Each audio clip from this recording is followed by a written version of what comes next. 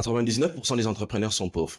99% des entrepreneurs sont endettés et 99% des entrepreneurs voudraient abandonner. Ça, c'est une réalité peut-être qu'on n'affiche pas sur les réseaux sociaux. Ça, ce sont des vérités qu'on n'affiche pas sur notre profil LinkedIn. Mais j'aimerais dire à tout un chacun d'entre nous, en tout cas pour vous qui êtes en train de me suivre en ce moment, que si vous avez un ami entrepreneur, si vous avez un membre des familles entrepreneurs, il est possible à 99% des temps qu'il soit endetté actuellement. Qu'il soit pauvre actuellement, qu'il ait des difficultés à payer ses factures actuellement, qu'il ait des difficultés à payer ses employés actuellement, qu'il ait des difficultés à payer son loyer actuellement. Et dans cette vidéo, je veux, entre guillemets, essayer un peu de donner les raisons pour lesquelles, par exemple, 99% des entrepreneurs sont pauvres. Essayer un peu de révéler, peut-être pas de révéler, mais essayer un peu d'expliquer pourquoi, par exemple, la plupart des entrepreneurs évitent de parler de leurs difficultés, surtout des difficultés financières, évitent, entre guillemets, de parler un peu de ces sujets-là. C'est littéralement un sujet tabou dans les milieux des entrepreneurs dans une certaine mesure. Lorsque nous sommes lancés dans l'entrepreneuriat, moi et mon frère, nous avons lancé notre première entreprise, puis actuellement nous sommes à notre deuxième, Nyumbako.com, société immobilière.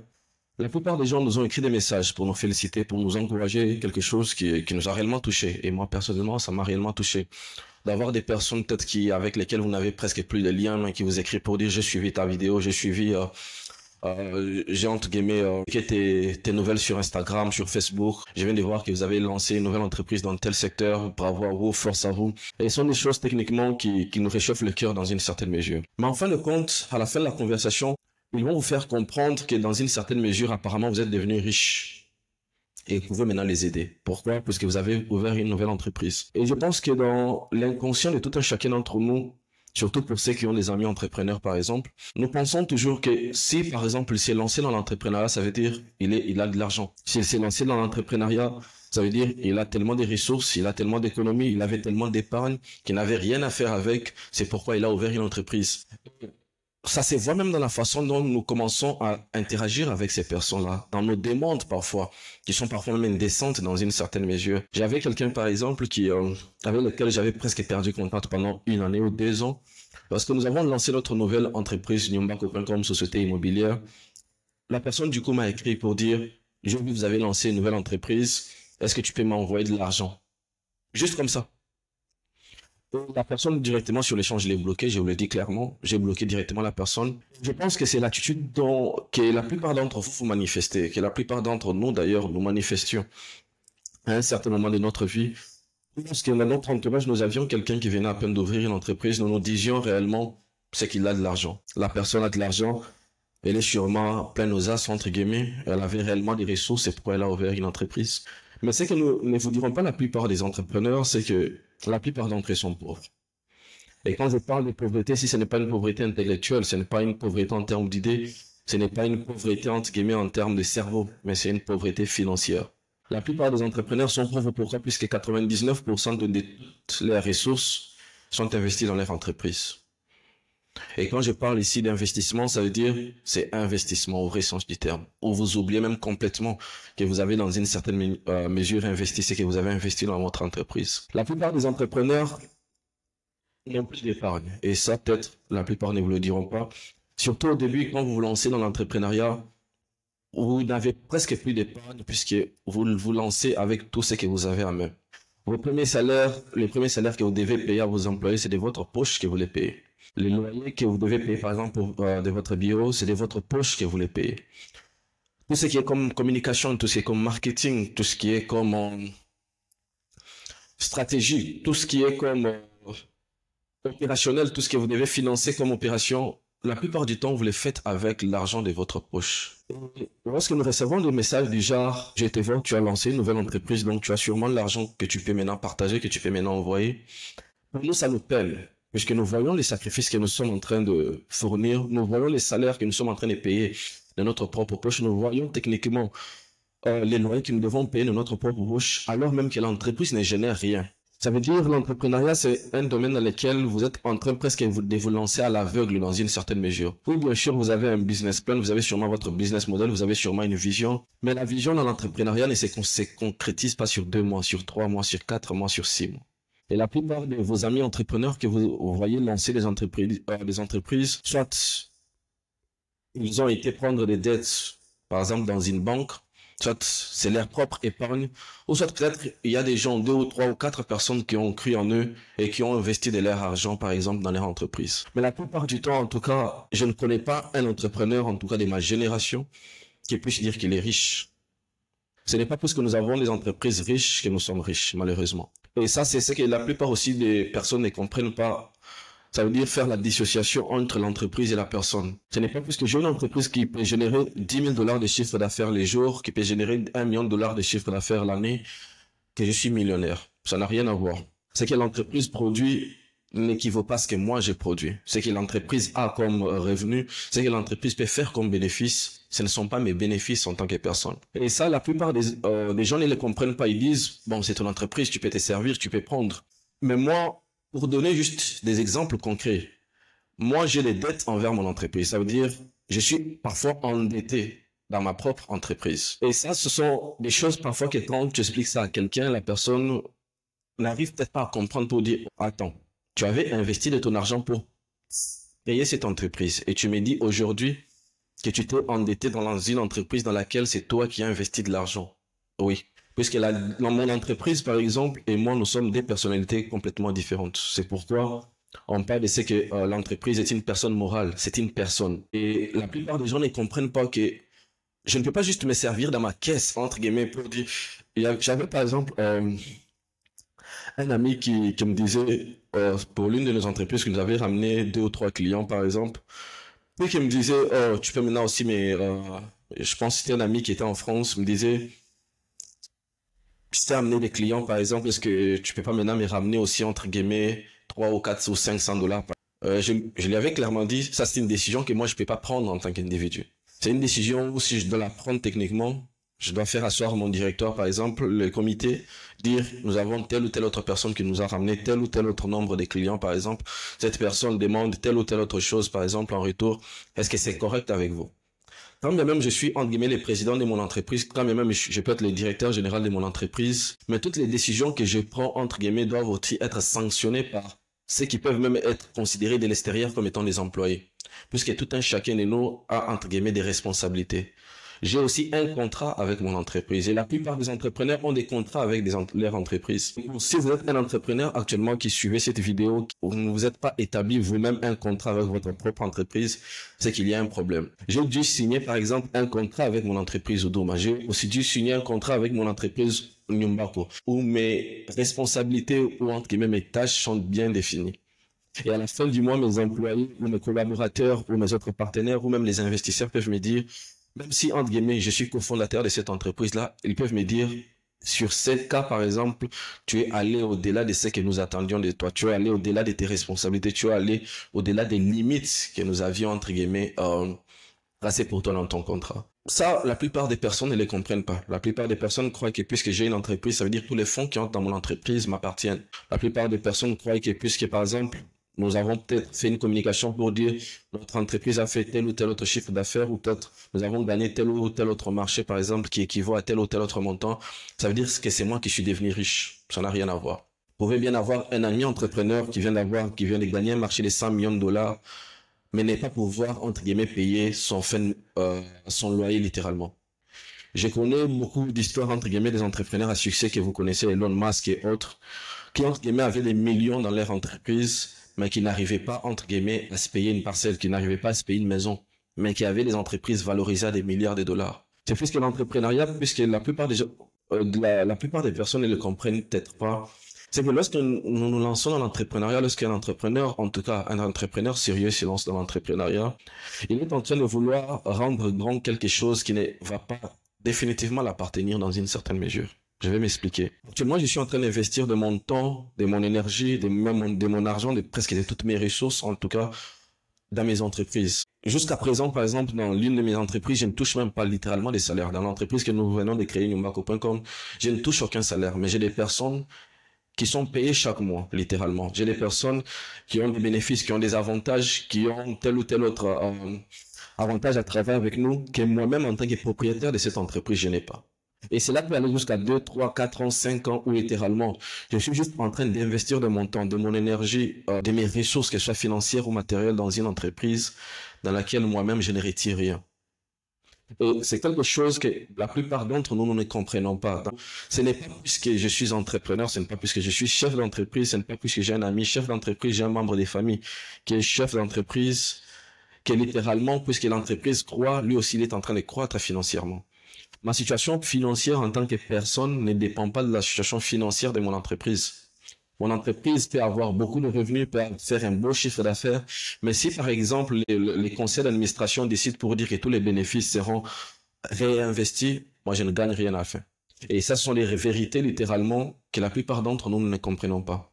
Et que j'aimerais peut-être au travers de ces petites vidéos que nous serons en train de faire sur l'entrepreneuriat, que la plupart d'entre vous, vous commenciez un peu à vous rendre compte que l'entrepreneuriat, ce n'est pas juste les flashs, c'est pas juste ce qu'on voit sur les réseaux sociaux, ce n'est pas juste les images d'inauguration des bureaux que vous voyez sur les réseaux sociaux. Derrière toutes les gloires que vous êtes en train de voir de la plupart des entrepreneurs, se cache beaucoup de peine.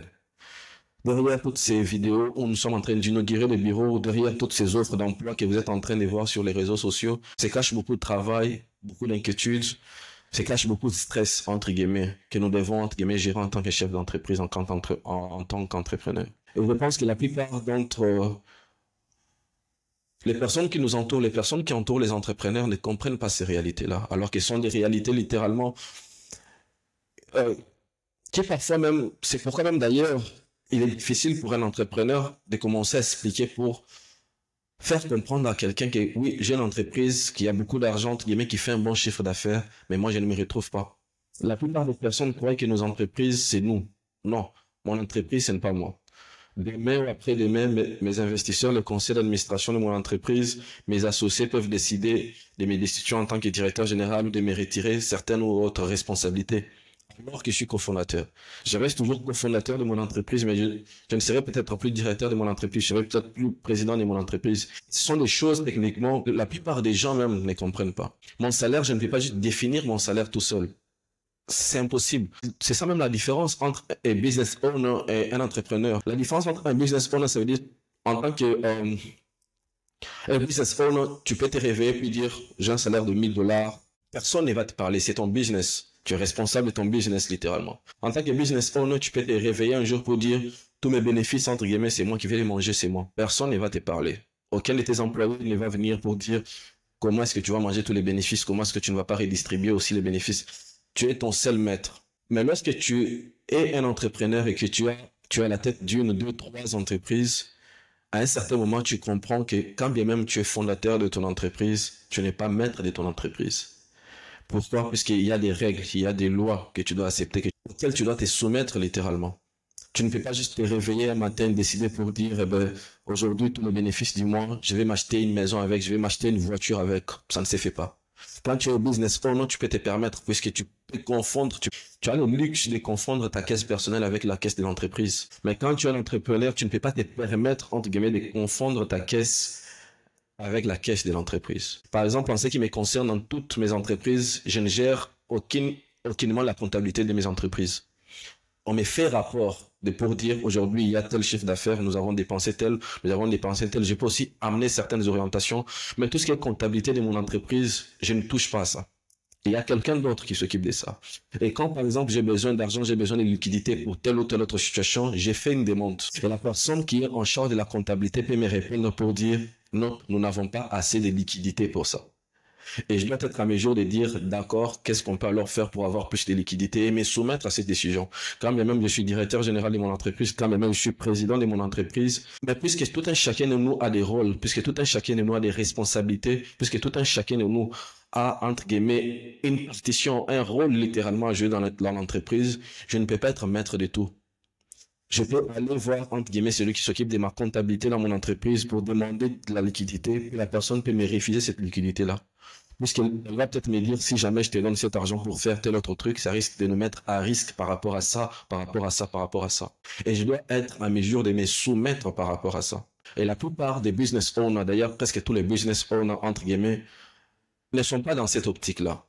Tout entrepreneur, entre guillemets, est un business owner, mais tout business owner n'est pas un entrepreneur. Je suis en train de littéralement chercher... quand vous êtes chef d'entreprise, quand vous détenez l'entreprise, quand vous êtes patron d'une entreprise, ce n'est pas la même chose qu'être un entrepreneur. J'aimerais peut-être Je pense peut-être dans une vidéo, dans la vidéo suivante, nous allons essayer d'en parler avec peut-être mon partenaire Léo sur la différence entre le fait d'être business owner, ça veut dire détenir une entreprise, et le fait d'être un entrepreneur. Puisque tous les entrepreneurs ne sont pas des business owners. Et tous les business owners ne sont pas des entrepreneurs, littéralement. Et nous voudrions, je pense, je vais peut-être l'inviter durant une session live, essayer un peu d'ailleurs de faire même la différence pour essayer un peu de vous faire comprendre qu'il y a réellement une différence entre mon entreprise en tant qu'entrepreneur et moi. Aujourd'hui, je peux être kick-off de mon entreprise, mais as a business owner, tu ne peux pas te renvoyer de ton entreprise. C'est ton entreprise. Son entreprise, c'est toi. Tu détiens 100% des parts de ton entreprise. C'est toi qui as investi de ton argent, de ton temps, et c'est toi qui décides quand est-ce que l'argent sort, quand est-ce que l'argent rentre, et comment est-ce que ça sort, et pourquoi est-ce que ça sort. Mais en tant qu'entrepreneur, je ne peux pas me permettre ces luxes-là, même si je détiens à 100% mon entreprise, je ne peux pas me permettre le luxe, entre guillemets, d'être les dieux dans mon entreprise. C'est pourquoi nous avons des comptables, c'est pourquoi nous avons une assistante administrative, c'est pourquoi nous avons quelqu'un qui s'occupe des opérations, nous avons quelqu'un qui s'occupe. C'est plus que techniquement, nous sommes en train de construire quelque chose qui va au-delà de ma propre personne. Et c'est ce que la plupart des gens ne comprennent pas. Un entrepreneur, c'est quelqu'un qui construit quelque chose qui va au-delà de sa personne, qui va juste au-delà de ses propres ambitions. Quelque chose qui va juste au-delà de ses simples désirs, de ses simples aspirations en tant que personne. Vous êtes en train de construire quelque chose pour que dans 15, 20, 30, 40 ans littéralement, même lorsque vous ne serez plus là, mais que cette chose-là bénéficie par exemple à la communauté. Que cette chose-là ramène de la valeur, par exemple, que ce soit dans votre communauté, dans votre société, dans votre pays, même au niveau continental d'ailleurs. Nous sommes dans une certaine mesure, c'est pourquoi même pour ceux qui sont abonnés à mes comptes, je vous invite de toutes les façons à vous abonner à tous mes comptes, Instagram, TikTok, YouTube. Pour ceux qui sont abonnés à mes comptes, un jour je disais par exemple sur mes citations, qu'être entrepreneur, c'est accepter de se libérer littéralement de tout ce qui est comme pression, de tout ce qui est comme charge du monde, entre guillemets, pour devenir esclave de sa propre vision. Actuellement, je suis esclave de ma vision. Actuellement, la plupart des entrepreneurs sont esclaves de leur vision. Et être esclave de sa vision, ça veut dire tu es en train de jouer un rôle dans un script qui a été écrit dans une certaine mesure. Et dans mon entreprise, je sais que j'ai un rôle à jouer. Dans la vie, je sais que j'ai un rôle à jouer et je connais mes limites. Et la plupart, je pense, les gens n'arrivent pas, entre guillemets, à faire ces distinguos. J'ai aussi des amis qui étaient dans l'entrepreneuriat, puis après qui ont, à un certain moment, arrêté.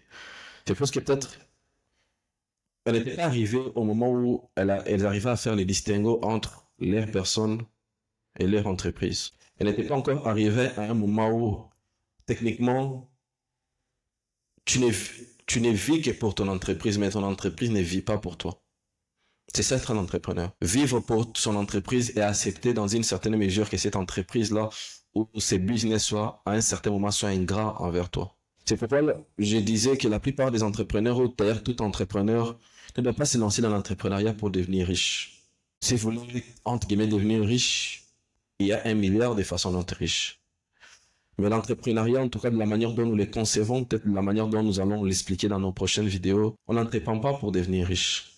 On entreprend pour quelque chose qui nous dépasse dans une certaine mesure, qui va au-delà de nos ambitions, qui va au-delà de notre propre bien-être, au-delà de notre confort. L'entrepreneuriat, on n'entre pas dans l'entrepreneuriat, on ne devient pas entrepreneur pour avoir un certain niveau de confort. C'est clair qu'à un certain niveau, si votre entreprise croît, si vous commencez à faire un bon chiffre d'affaires, vous avez un bon salaire, entre guillemets, en tant que chef d'entreprise, par exemple, vous aurez sûrement ces conforts. Mais on ne se lance pas dans l'entrepreneuriat pour avoir du confort. Si c'est pour avoir du confort, je pense que j'aurais abandonné il y a peut-être 3 ou 4 ans l'entrepreneuriat. Puisque nous avons connu des moments où nous avions des personnes qui touchaient des très bons salaires dans notre entreprise. Moi, je ne pouvais pas me permettre même pas de toucher $5 des salaires à la fin du mois. Alors que nous avions 3, 4, 5 employés qui étaient en train de toucher un salaire. Comme je vous disais récemment, nous avons créé notre nouvelle entreprise, nyombaco.com. Nous avons des employés qui touchent des salaires, qui ont des avantages, qui ont certains avantages entre guillemets sociaux, si je peux dire ça comme ça, auxquels moi je n'ai pas accès. À la fin du mois, techniquement, ils n'ont pas à se demander si je vais être payé ou pas. C'est une obligation pour moi de les payer puisqu'ils ont travaillé. Mais moi, en tant que chef d'entreprise, qui peut-être travaille doublement, 3 fois ou 4 fois d'ailleurs, plus que peut-être la plupart des gens, je n'ai pas accès à ces salaires-là. Et si vous venez vous lancer dans l'entrepreneuriat dans une certaine mesure pour vous garantir un certain confort, j'aimerais juste vous dire que après 3, 4, 5 mois, vous allez abandonner. Puisque vous allez vous rendre compte à un certain moment, vous allez vous rendre compte qu'à la fin du mois, vous avez votre bailleur qui est en premier, par exemple, vous avez vos employés qui sont là, vous avez les gouvernements, puis vous avez vos fournisseurs. Et vous, en tant qu'entrepreneur, vous êtes la dernière personne à recevoir quelque chose de votre propre entreprise. C'est ça, être entrepreneur. Ça veut dire, c'est, entre guillemets, la priorité. Faire de son entreprise la priorité, entre guillemets, de sa vie dans une certaine mesure. Faire de son entreprise, entre guillemets, sa première priorité, mais accepter que l'entreprise ne fasse pas de vous sa priorité.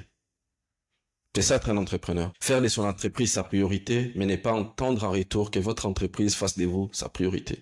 Actuellement, la priorité de mon entreprise, ce n'est pas moi. La priorité de mes entreprises, ce sont les clients. La priorité pour mes entreprises, ce sont les employés que nous avons. La priorité, ce sont les fournisseurs. La priorité, c'est le gouvernement auquel nous devons des taxes et des impôts. Mais ce n'est nullement pas moi. Et je pense que si tout un chacun d'entre nous comprenions réellement cela, si nous avons des proches qui sont entrepreneurs, nous allons les voir avec un regard tout autre.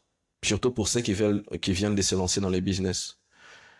Si vous avez un ami qui vient à peine de se lancer dans le business, au lieu, entre guillemets, de commencer à vouloir prendre quelque chose de lui, commencer à lui demander de l'argent, priez pour lui si en tout cas vous êtes croyant. Si vous avez des revenus, si vous avez aussi quelque chose, mettez ça à table pour dire, je vais te soutenir. Je sais pas comment, mais peut-être ça va te faire du bien.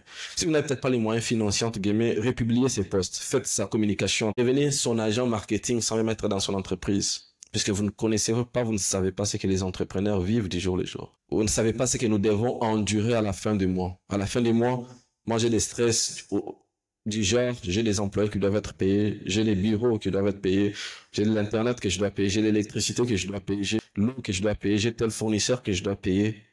Et nullement, je ne pense à moi. Si vous voulez vous lancer dans les affaires et que vous n'êtes pas prêt à vous oublier, entre guillemets, à faire un peu table rase dans une certaine mesure par rapport à vos propres ambitions, par rapport à votre confort ou c'est pas moi quoi, vous n'irez pas loin. Puisque l'entrepreneuriat, comme je vous disais, c'est un marathon, littéralement. Et il y en a ceux qui sont durs, qui endurent. Puisque c'est difficile. C'est difficile de passer toute une année, c'est difficile de passer 6 mois où vous voyez de l'argent parfois qui entre ou parfois même qui n'entre pas dans votre entreprise. Et quand ça entre, vous devez d'abord privilégier d'autres personnes, vous devez d'abord privilégier les fournisseurs, vous devez privilégier le gouvernement. Quand ça n'entre pas, vous devez vous-même de votre propre poche payer les salaires. J'ai des employés actuellement et je ne pense pas qu'ils savent d'où vient l'argent qu'ils reçoivent à la fin du mois comme salaire par exemple. Et je ne pense même pas que c'est leurs inquiétudes, je ne pense pas que les 30 ou les 31 du mois par exemple, sur leur lit, ils réfléchissent à comment ils vont recevoir leur salaire. Ça, c'est ma responsabilité en tant que chef d'entreprise. C'est ma responsabilité, entre guillemets, en tant qu'entrepreneur, puisque je les ai embauchés, de leur assurer un salaire à la fin du mois. Et parfois même, ce salaire-là, il est payé alors que la performance ne suit même pas d'ailleurs. Et ça, c'est une croix que nous devons porter en tant qu'entrepreneur. Ça, c'est une croix que vous devriez porter en tant qu'entrepreneur. À un certain moment, vous allez vous rendre compte que vous êtes en train de payer les gens pour les choses que vous êtes vous-même en train de faire littéralement. Vous embauchez les gens, entre guillemets, pour les choses que vous êtes vous-même toujours en train de faire. Surtout dans les contextes africains, où les compétences parfois sont à chercher dans une certaine mesure. 99% des entrepreneurs sont pauvres. Je pense que durant cette vidéo, j'ai d'une manière ou d'une autre, en tout cas, essayé un peu de vous expliquer comment et pourquoi ils étaient pauvres. Je pense qu'après cette vidéo, vous aurez quand même un nouveau regard par rapport aux entrepreneurs. Vous aurez un peu à comprendre leurs peines. Vous n'aurez pas, entre guillemets, à vouloir dans une certaine mesure les appauvrir dès le départ. Puisqu'en Afrique, lorsque un veut se lancer, lorsque un veut, entre guillemets, dans une certaine mesure, prendre son élan, c'est presque toute la communauté qui veut les reprendre, c'est presque toute la communauté qui veut les bloquer. Et parfois même, c'est de manière inconsciente, parfois même, ce n'est pas des manières, entre guillemets, mesquines ou méchantes. Parfois, c'est pas méchant de votre part. Parfois, c'est juste l'ignorance. Mais je pense que, au travers de cette vidéo, vous allez un peu voir vos amis, vos frères, vos sœurs entrepreneurs avec un regard nouveau. Vous aurez plutôt de la compassion d'ailleurs envers eux. Puisqu'entreprendre au Congo, entreprendre en Afrique en tout cas, entreprendre d'ailleurs dans le monde, dans n'importe quel pays, au départ c'est une torture mentale, une torture psychologique, une torture émotionnelle. Puisque tout le monde, entre guillemets, a ses yeux rivés vers vous, que ce soit vos clients, que ce soit vos employés, que ce soit vos fournisseurs, que ce soit même les gouvernements. Mais en aucun moment, techniquement, vous ne voyez aussi personne. En aucun moment, dans une certaine mesure, vous voyez cette réciprocité. En tant qu'entrepreneur, vous devez accepter, entre guillemets, d'investir dans quelque chose qui, en ces moments, est en train d'agir de manière ingrate, peut-être envers vous. L'entrepreneuriat, en tout cas, c'est accepter l'ingratitude des autres, en tout cas, quand vous vous lancez dans l'entrepreneuriat. C'est accepter d'investir dans les autres, c'est que vous savez que les autres ne seront pas prêts à investir en vous. C'est accepter, entre guillemets, de donner les sourires aux autres, même s'ils ne vous donnent pas les sourires en retour dans une certaine mesure. Et notre plus grande joie en tant qu'entrepreneur, notre plus grande satisfaction, ce n'est pas pour autant l'argent que nous pouvons recevoir, ce n'est pas la gloire que nous pouvons recevoir, mais c'est lorsque parfois nous voyons combien nous avons créé de la valeur pour les autres. Nous voyons combien nous avons des vies transformées en tout cas. Et ça va bien au-delà, entre guillemets, de toute rémunération que je peux avoir. Lorsque j'ai un client qui m'appelle en pleurant pour dire, voici, tu m'as aidé à faire ça, tu m'as aidé à faire ça, tu m'as conduit comme ça, tu m'as conseillé comme ça, tu m'as offert tel ou tel autre service. Et voici le changement, peut-être l'impact que ça a eu sur ma vie. Je pense que ça, c'est plus qu'un salaire. Ça, c'est plus que tout confort, entre guillemets, que je pourrais avoir dans la vie, dans une certaine mesure. Voir les autres être transformés par la valeur qu'on apporte. Ça sert à être entrepreneur. Être entrepreneur, en tout cas, c'est décider d'illuminer dans une certaine mesure les vies des autres. C'est décider dans une certaine mesure d'éclairer les autres, même si en retour, nous ne recevons aucune lumière. C'est pourquoi l'entrepreneuriat, c'est un chemin solitaire dans une certaine mesure. C'est pourquoi même la plupart des entrepreneurs ont du mal à partager leur peine avec les gens. Et peut-être, on partage peut-être aussi avec certains justes autres entrepreneurs. C'est puisque les communs des mortels ne savent pas ce que nous devons endurer en tant qu'entrepreneurs, les sacrifices, les risques, entre guillemets, que nous devons prendre sur nous. Quand tout va bien, littéralement, c'est tout le monde, entre guillemets, qui te félicite. C'est tout le monde, entre guillemets, qui veut aussi prendre sa part, entre guillemets, du gâteau dans une certaine mesure. Mais quand tout va mal, tous les regards sont fixés vers toi. Puisque tu es le seul responsable à bord. Quand tout va bien dans une certaine mesure, les salaires sont payés à temps, quand les loyers sont payés à temps, par exemple. Toutes les autres opérations sont menées comme il le faut. No one cares about you dans une certaine mesure. Mais lorsque vous payez vos salaires après, avec 2 ou 3 jours de retard, c'est lorsque vous vous rendez littéralement compte que ce que vous étiez en train de considérer comme étant de partenaires d'affaires ne sont que des employés. C'est vous qui êtes maître de votre vision. Et ne sont là que pour un salaire. Je pense en tout cas que cette vidéo vous aura en tout cas éclairé sur ce qu'est l'entrepreneuriat. Je pense en tout cas que cette vidéo vous aura fait comprendre que 99% des entrepreneurs sont pauvres. Nous sommes endettés puisque nous donnons tout ce que nous avons, nous donnons tout ce que nous sommes pour la croissance des entreprises, pour entre guillemets créer de la valeur dans notre société, dans nos communautés, amener des changements.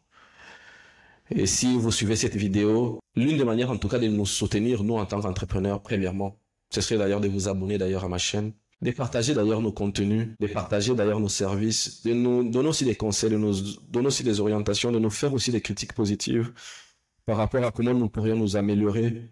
Et ça va bien au-delà du fait juste de nous envoyer de l'argent ou peut-être juste de nous féliciter quand tout va bien. Quand nous sommes encore au bas de la montagne, dans une certaine mesure, en tant qu'entrepreneur, qu'on sait voir réellement qui nous soutiennent et qui ne nous soutiennent pas. Quand vous arrivez, une fois que vous êtes au sommet de la montagne, tout le monde va vous applaudir, même vos ennemis. Et une fois que vous êtes glorifié, vos ennemis deviennent vos plus grands supporters. C'est sur ces mots, en tout cas, que je vais vous laisser, puis je nous donne rendez-vous à la semaine prochaine. Ciao.